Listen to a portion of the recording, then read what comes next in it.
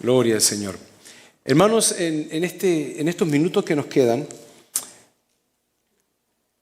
póngase cómodo y escuche el mensaje de la palabra del Señor que fue entregado primero a mí para que el Señor se lo entregue a ustedes. Quizás no tenemos que decir mucho para darnos cuenta lo que estamos atravesando en la actualidad en el mundo. Cuando vinimos el día 31 de diciembre y nos reunimos un buen grupo de hermanos que pensé que no iban a venir tantos, oramos, atravesamos el año de rodillas, nos arrodillamos, faltando unos 15 minutos aproximadamente. Ese es el propósito de orar antes de que termine el año, por lo menos en nuestro hemisferio, y luego entonces atravesar el año viejo al nuevo de rodillas. Y lo hicimos así, y mientras orábamos, muchos teníamos la sensación de que algo grande iba a comenzar a ocurrir en este año. Inmediatamente, al cruzar el año, comenzaron las dificultades enormes en el mundo. Por eso el título de este sermón, El fin del mundo. Cantamos un cántico que decía: el fin del mundo se acerca y el evangelio se acaba. Porque Cristo Jesús vino al mundo a dejar su evangelio, lo cual es la puerta de salvación de todo ser humano. Aquella persona que rechaza el evangelio rechaza la posibilidad de salvación de vida eterna. Y solamente nos quedan los años que nos quedan por vivir en esta tierra y después atravesamos a la eternidad. Hay solamente 7 religiones en el mundo. Solamente 7. Son las más grandes religiones del mundo. Entre ellas está la religión cristiana. Pero de ahí se ramifica a muchas otras religiones, lo cual se llaman denominaciones y se llaman también cultos. Y esa ramificación ya prácticamente no tiene fin.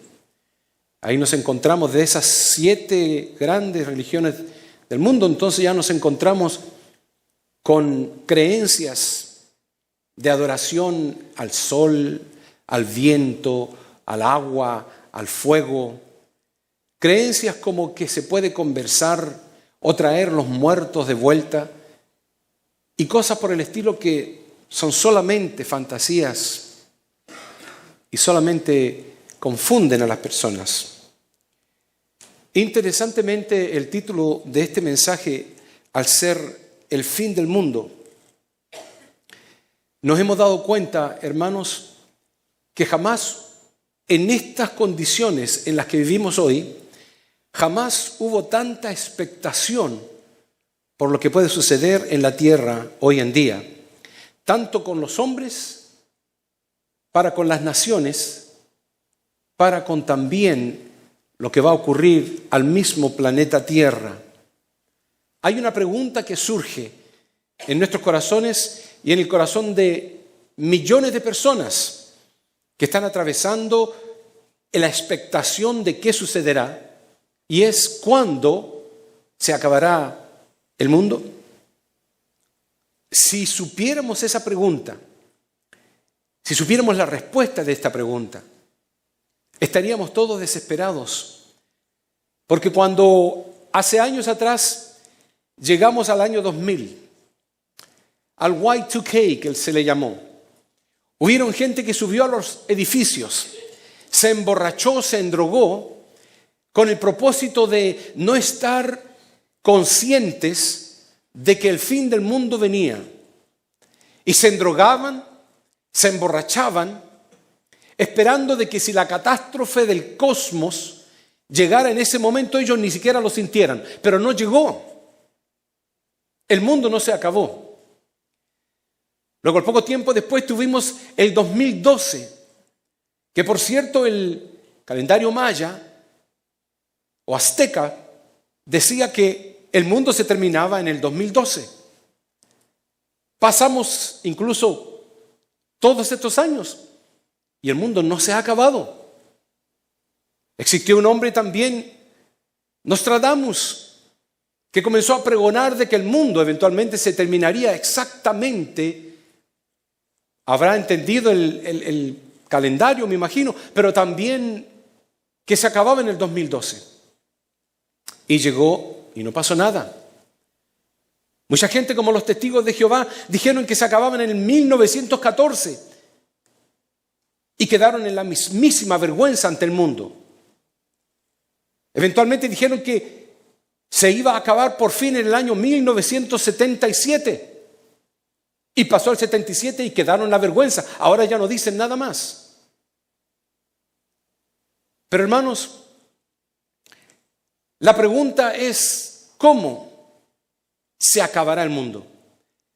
La pregunta no es necesariamente cuándo o si es que se va a acabar. El mundo se acaba. Está estipulado, establecido por la palabra de Dios. De las 2000 profecías que la palabra de Dios aproximadamente tiene, ninguna hasta este momento ha fallado. Grandes ateos, hombres que han ido en contra de la palabra de Dios, para poder quitarle y desacreditar su veracidad, han hecho todo lo posible habido y por haber en su poder, conocimiento y alcance y búsqueda y registros para ver si alguna profecía ha fallado. Y todas se cumplen. La pregunta es, ¿por qué no habría de cumplirse esta otra que dice que el mundo se va a acabar? Y no nos da una fecha determinada, pero nos da señales. Cuando hablamos de las cosas que se acaban, eso tiene un nombre. Se llama la escatología. Y la escatología es el estudio del fin de las cosas, de lo que sea.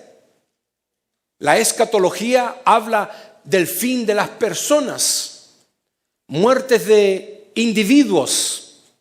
No importa que haya sido un Elvis Presley, no importa que haya sido una Lady Diana, o no importa que haya sido un pobre diablo mendigando pan en una esquina de una ciudad.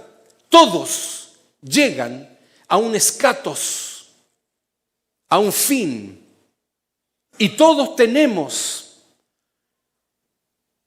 una fecha de expiración. No sabemos cuándo. Dios dice que Él tiene nuestros días contados. Y cuando llega el último día establecido por Dios para nosotros, se va el aire y se detiene el corazón. O algo por el estilo. Existe también la escatología étnica. Razas que han desaparecido. Han habido imperios que han desaparecido completamente. El imperio babilónico desapareció. El imperio griego desapareció. Lo que quedan son secuelas de esos países y de esos imperios.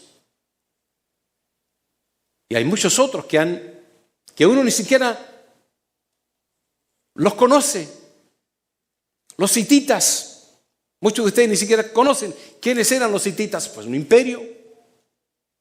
El imperio otomano, que fue destruido hace poco tiempo atrás, cuando se capturó Jerusalén. Los imperios han llegado a un escatos, han llegado a una final. Pero también tenemos la escatología cósmica, pues esa es la que estamos hablando ahora. El fin de nuestro planeta Tierra de la forma en que nosotros lo conocemos. Sí, va a haber un día en que este planeta que nosotros pisamos se va a destruir. Y pareciera, según la palabra de Dios, los indicios que estamos viendo, que ahora se los voy a explicar, de que puede suceder pronto. Todavía me recuerdo cuando se mencionó en una clase donde se nos hablaba de que una bomba nuclear, como la de Hiroshima, que destruyó miles de personas. Y hoy en día esa bomba ha quedado diminuta en comparación a la bomba Tsar, que equivale a 3.333 bombas Hiroshimas, una sola de ellas. ¿Y cuántas hay en el mundo? Miles de bombas en los grandes países. Si llegaran a explotar esas bombas, el planeta Tierra se rompe. El hombre ha tenido la facultad que Dios le ha dado para poder llevar a cabo la bomba termonuclear que puede llegar a hacer pedazos la Tierra. La Biblia habla de un terremoto que va a romper la Tierra en una tercera parte del globo terráqueo, la va a romper. Los sismólogos dicen de que puede ser la falla de San Andrés, pero perfectamente pudieran ser bombas que hacen temblar la Tierra.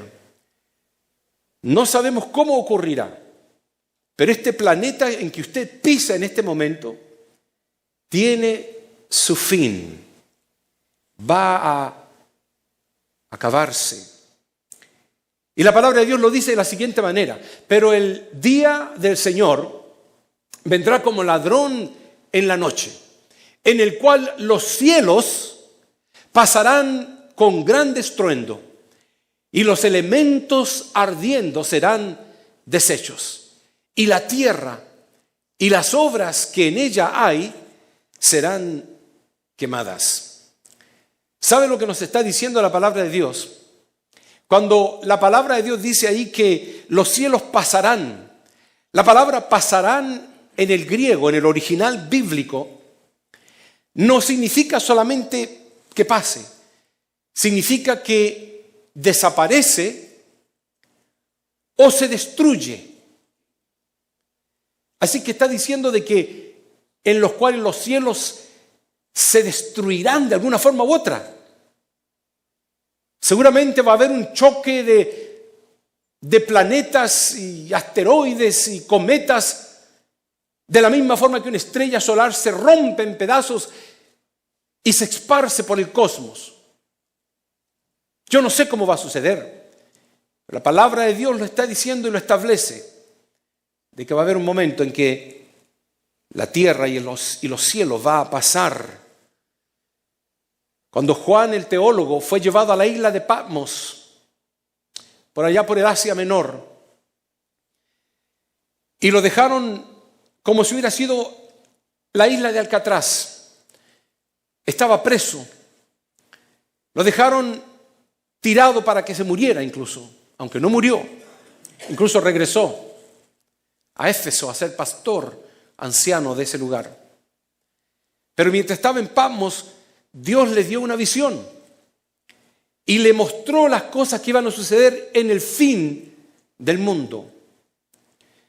Y él, hablando de esa visión que él vio, él entonces dice: vi un cielo nuevo. Noten ustedes, Juan dice que vio un cielo nuevo. ¿Cómo es posible que él haya visto? ¿Qué notó? ¿Qué diferencia había de que vio un cielo nuevo? ¿Será que la posición de los astros ya no estaba allí? ¿Será que estaba movida? Y dice, y una tierra nueva, porque el primer cielo y la primera tierra, y utiliza la palabra, pasaron, y el mar ya no existía más. Esa fue la visión que tuvo Juan. Esa es la promesa que Dios tiene a cada uno de nosotros, que vamos a vivir eternamente en un lugar donde no es el mismo cielo. La tierra no es la misma, incluso la tierra va a haber desaparecido. El mar, no va a haber mar en ese lugar. Y hay otras cosas que el libro de Apocalipsis nos habla para todos aquellos que les llamaron locos. Para todos aquellos que gritaban por las calles de que el fin venía. para todos aquellos que confiaron en aquel que murió en una cruz colgado de un madero, para todos aquellos que venían todos los domingos a escuchar la palabra de Dios, a cantar y a levantar las manos, y la gente se mofaba y preferían estar en la playa. Pero como dice el dicho, el que ríe último, ríe mejor. Porque la palabra establece de que en ese último día, dice la palabra de Dios, dice que los dientes van a chocar contra sí mismos y las rodillas se van a golpear por el temor y la tembladera que va a haber cuando se den cuenta de que todo lo que gritaron los aleluyas era verdad. Cristo vino por su iglesia y solamente los que no le aceptaron, tal y como estaba escrito en el libro santo de la Biblia, se cumplió. Si hasta este momento se han cumplido miles, ¿por qué no ha de cumplirse estas últimas que quedan? Jesús, hermanos, hablando de este tema, hace el más completo y detallado sermón escatológico de sus tiempos, en ese tiempo. Porque nosotros hablamos de escatología, la enseñamos, la estudiamos, para saber qué es lo que viene. Pero Cristo Jesús fue el primero que la predicó, y está escrita en los capítulos 24 y 25 del Evangelio de San Mateo. Parte del pasaje lo leyó nuestro hermano Eleazar. Y están escritas en esos dos capítulos todo lo que va a suceder, desde un comienzo a fin. Está establecido ya. Todo comienza cuando Jesús sale del templo de Jerusalén. Y cuando Jesús sale del templo, que por cierto ahora está destruido, Él sale caminando y sus discípulos se le acercan, dice la palabra de Dios, y se le acercan para decirle: mira, maestro, mira los edificios de este templo. Y le mostraron los grandes y hermosos edificios de aquel segundo templo salomónico. La palabra de Dios dice, cuando Jesús salió del templo y se iba, dice, se acercaron sus discípulos para mostrarle los edificios del templo. Respondiendo él, les dijo: ¿veis todo esto? De cierto os digo que no quedará aquí piedra sobre piedra que no sea derribada. Ese fue el comienzo de la escatología o del sermón escatológico que Cristo Jesús entregó en aquellos tiempos. La culpa fue de los discípulos. Los discípulos los llamaron a Jesús y le dijeron: mira, maestro, el templo qué grande es. Mira la hermosura de este templo. No solamente Salomón había levantado el primero y eventualmente después lo habían destruido, se levantó una vez más, Herodes lo hizo más grande todavía para fomentar el poder del Imperio Romano. Y ahí estaba el inmenso y bellísimo edificio llamado el Segundo Templo Salomónico. Toda aquella persona que entraba se sentía orgullosa de que era el templo de Dios. Ahí estaba la menorá, lo que es el candelabro de 7 brazos de oro que estaba dentro del lugar santo. Estaba la mesa de la propiciación donde se ponían los panes. Estaba el altar del incienso donde se echaba el humo que significaba las oraciones del pueblo. Estaba todo hecho de oro y las paredes también forradas de oro. Era una cosa magnificente ese templo. ¿Cómo añoran los judíos tener ese templo de nuevo? ¿Cómo añoran? Lo desean, lloran.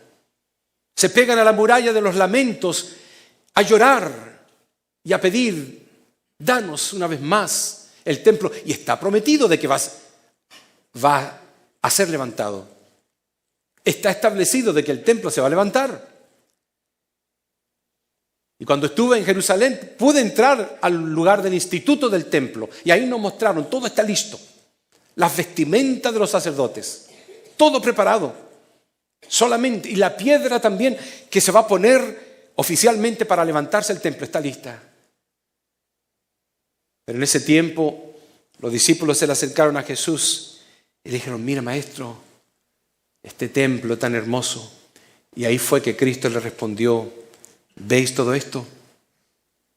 De cierto os digo que no va a quedar piedra sobre piedra que no sea derribada.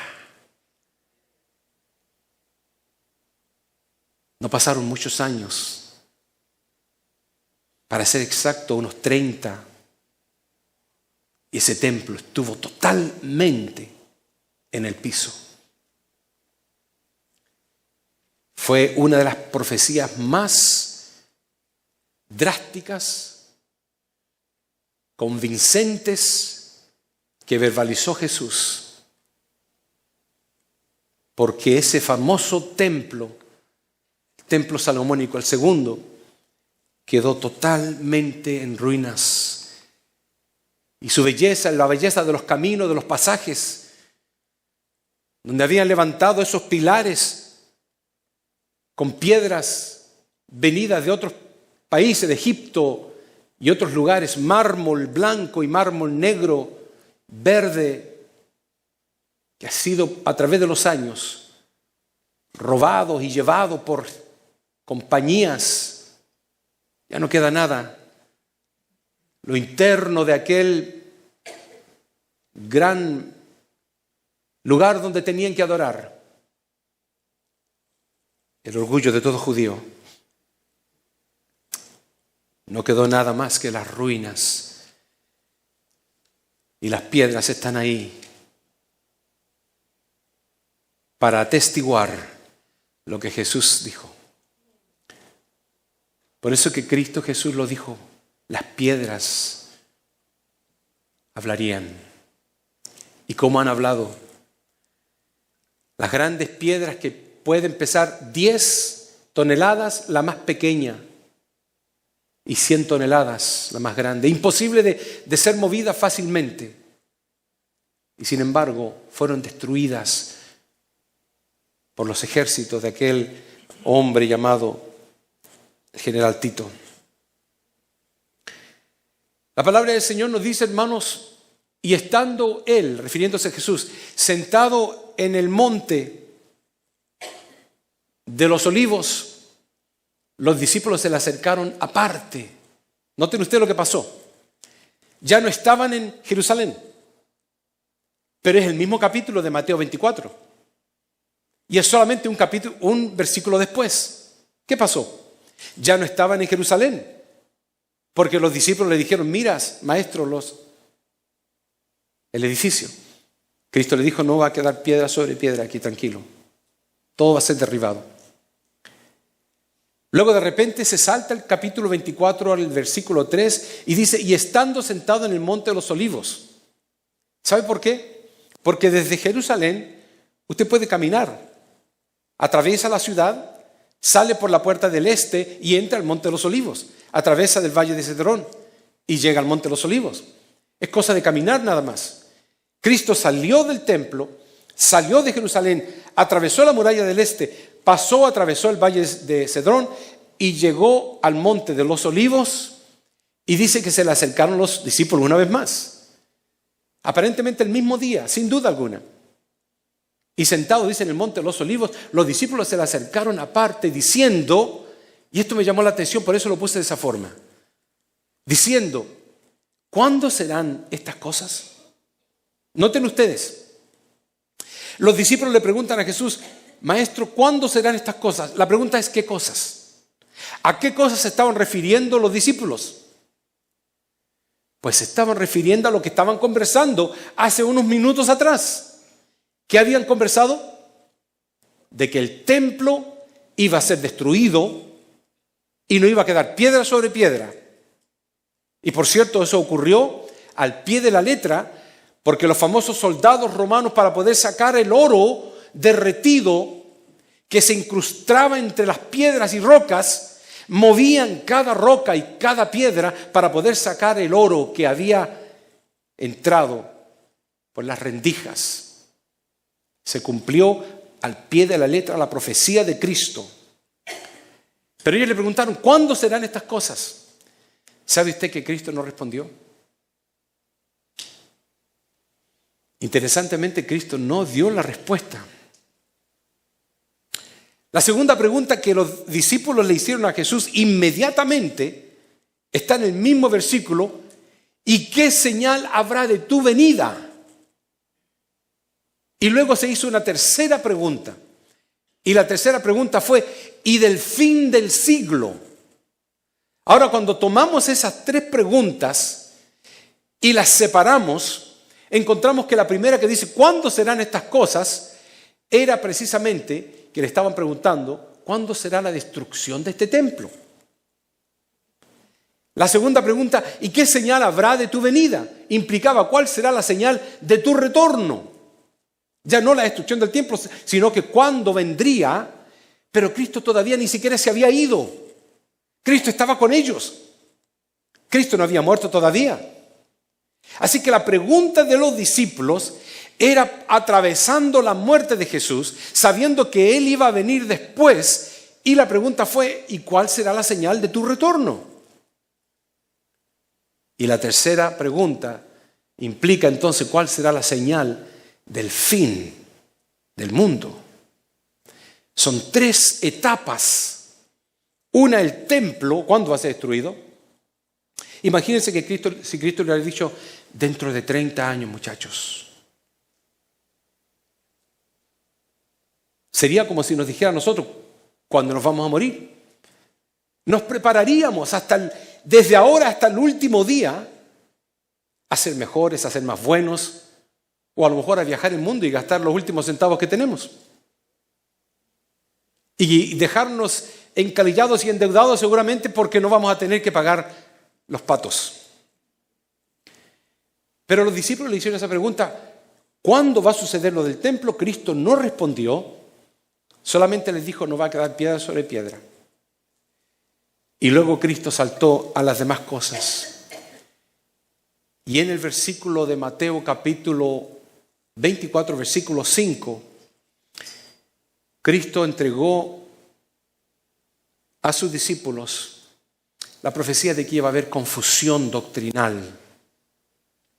Dice, vendrán muchos en mi nombre. Yo vengo en el nombre de Jesús. Yo predico en el nombre de Jesús. Pero van a tener una enseñanza falsa. Y dice, diciendo, yo soy el Cristo. Pero ¿sabe lo que significa la palabra Cristo? Cristo significa ungido. ¿Sabe lo que significa ungido?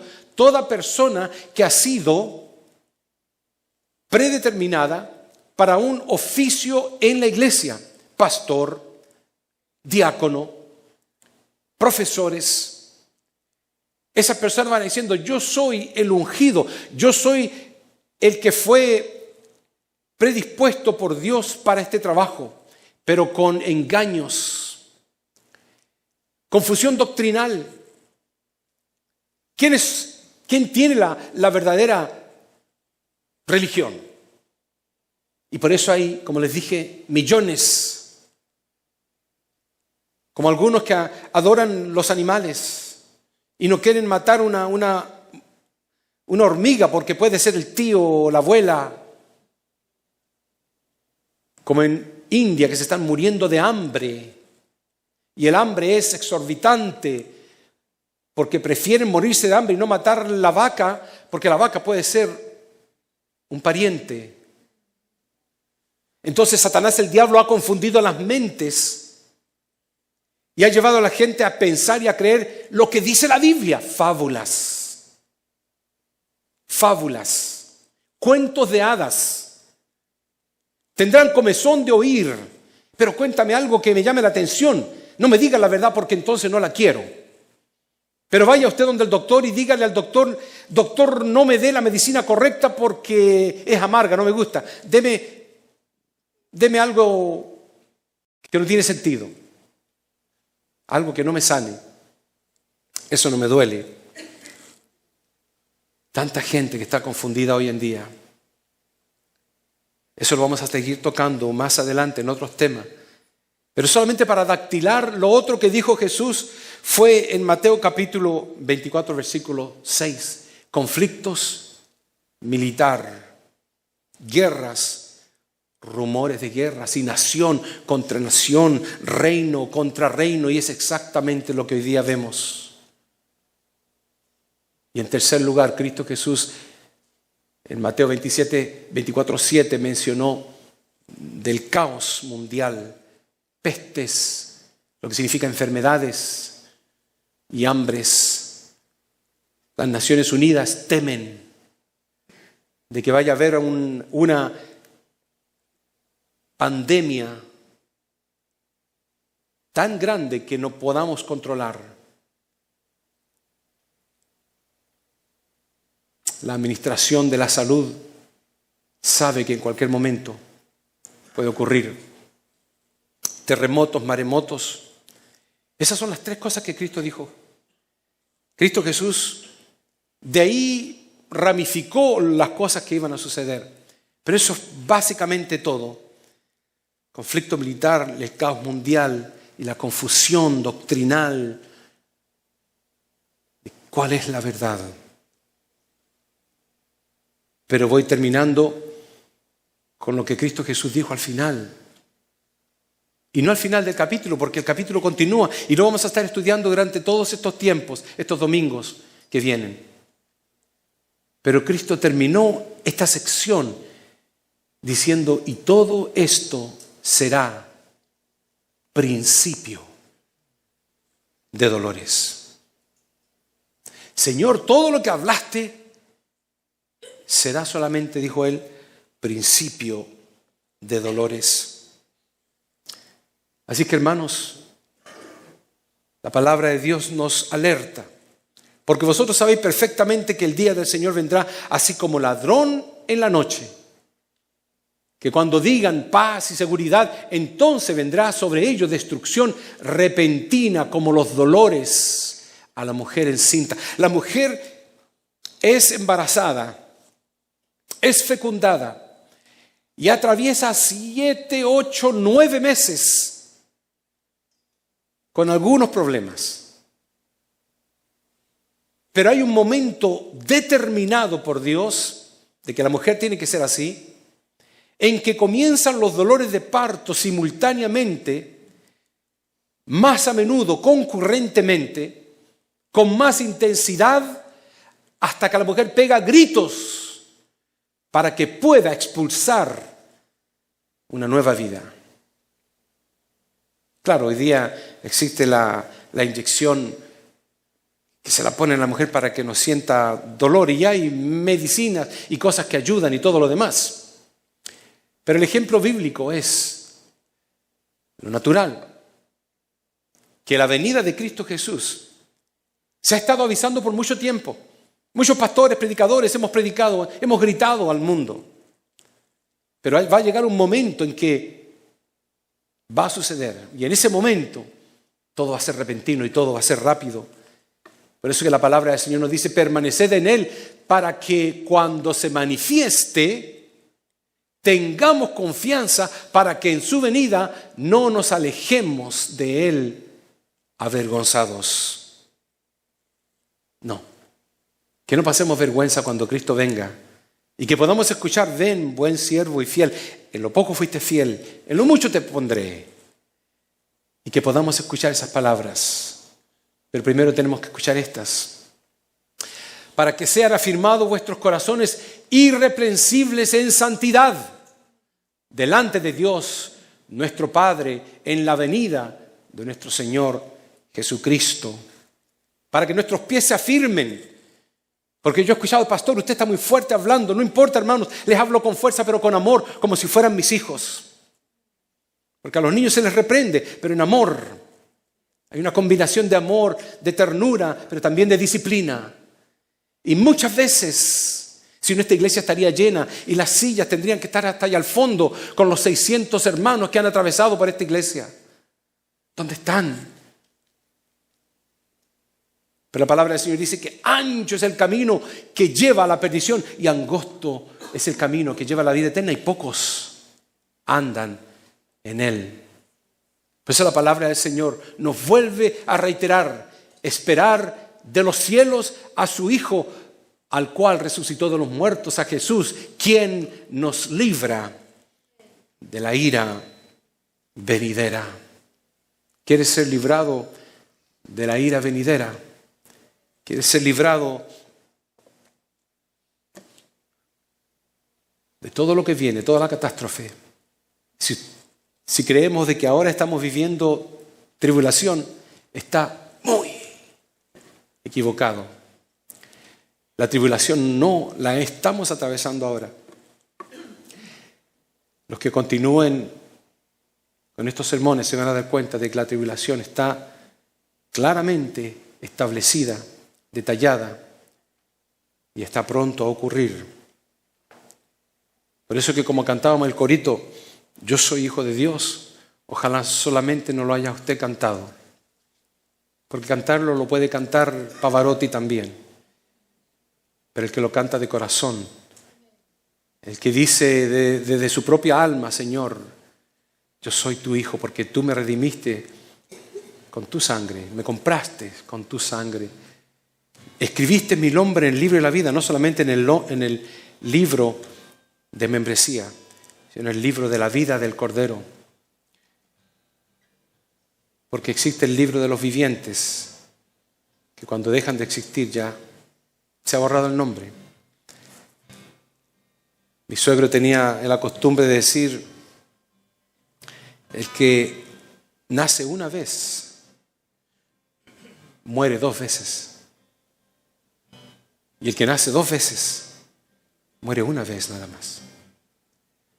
Implicando de que aquel bebé que nace, y si nunca se convierte a Cristo, se hace hombre, se hace viejo y muere, tendrá que sufrir también la muerte eterna. Pero aquel bebé que nace, que se hace joven, se hace hombre, acepta a Cristo, nació una vez y al aceptar a Jesús nace de nuevo. Solamente morirá en la transición de este mundo y obtendrá vida eterna. Yo soy uno de ellos. No tengo duda de que cuando el Señor me llame, mi nombre está inscrito en el libro de la vida. Le invito a que su nombre esté inscrito en el libro de la vida. Le invito a que acepte a Jesús. Vamos a ponernos de pie.